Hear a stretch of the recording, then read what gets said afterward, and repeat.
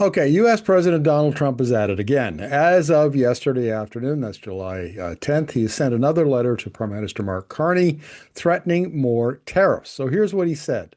Starting August 2025, we will charge Canada a tariff of 35% on Canadian products sent into the United States, separate from all sectoral tariffs. So whatever else he's is part of the CUSMA, Canada, US, Mexico agreement, or he might have applied some other time, 35% on top of that.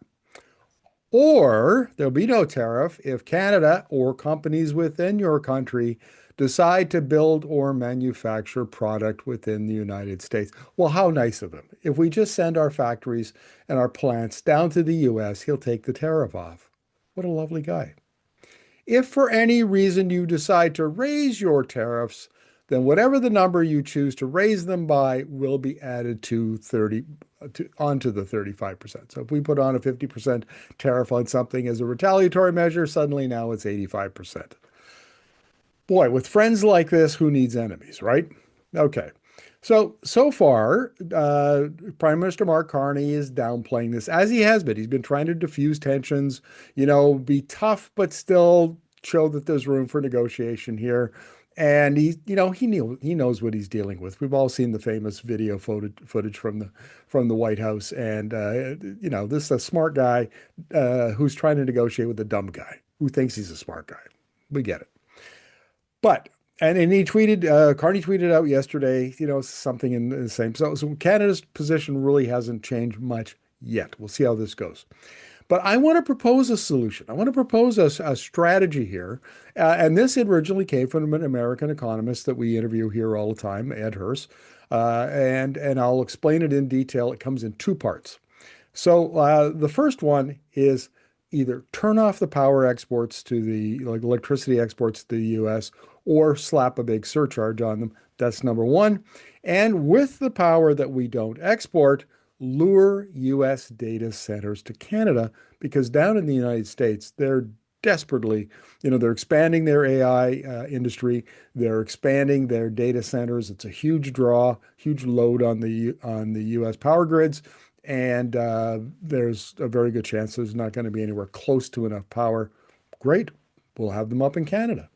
And I'll explain why that's important in a moment. Okay, so first of all, number one, first part of the strategy, cancel or exports to the US or put a surcharge on it. Now, Doug Ford, Premier of Ontario, did this back on March 3rd. He threatened a 25% surcharge. What did Trump do? He backed down. He threatened, and the threat to pull the plug remains on the table. Ford hasn't taken it off. He took it. He took it off in response to Trump's pulling the tariffs on metals, I think it was, at the time. But he said if you don't behave during negotiations with the Canadian government, I reserve the right to put it back on. So just Ontario, which is the largest exporter of power down to the US, we've got that primed and ready to go, assuming that Ford hasn't lost his nerve. Why is this important? I've done many interviews with experts, and I sit on the U.S. Energy Association on their journalism panel when they do their monthly technical briefings, and they always have American utility executives in. Sometimes they're system operators, sometimes they're regulators. But these are the folks running the system, the power grids, and they are panicked down there. Growth has gone from 0 to 2 to 3 to 4% a year because of electrification and partly from the data centers. And they don't know where they're going to get the power from. They're retiring coal plants because they're old. They're retiring gas plants because for the same reason and because they don't see them as part of the long-term fuel mix. And they can't get wind and solar, enough of it to make up the difference. And so load is growing. They're shedding the generation assets, and they can't replace them quick enough. And the National Electric Reliability Corporation, which kind of oversees both U.S. and Canada, has been warning now for a couple of years. There are a number of U.S. systems that are on the threat of collapsing, like blackouts, If you have, say, a cold snap, like a big storm, like it did in Texas in 2021, or if you have a big heat wave, which they're having now. So this is not just the amount of electricity that Canada exports is not huge, it's strategic, and that's very important. In fact, last year we exported 35.7 terawatt hours of electricity, which is like 70 or 80% of their imports. And the grids are tightly integrated. So it's not like you can just flick a switch because there are consequences for Canada too. But Quebec and BC, according to Scott Jansen, the electrical engineer I had on back in March to talk about this, he said those are the two provinces that could actually step up and do it almost like flicking a switch because of the nature of their grids. Ontario would take a little more work, Manitoba, same thing. But yes, it can be done. So that's the first thing. Shut off the switch or put on a 25% export tariff and watch them squeal. Number two, and this is, I have to say, uh, Ed Hurst, energy economist at the University of Houston, this is diabolical because it's his own country he's arguing sort of against the interests of. And what he said was, look, uh, the U.S. is involved in the artificial intelligence, machine learning race with the Chinese. They're pretty much neck and neck. The U.S. has got just a slim lead, and China is charging up to catch up with them. And to give you some context here, there's a foreign affairs episode or issue came out on July 9th, two days ago. And there's an article in there I want to quote from. It's the real AI race. America needs more than innovation to compete with China. And it's by Colin H. Call, Stanford University, and Jim Miter, VP at Rand Corporation. So these are heavy hitters. These guys are, gold-plated sources.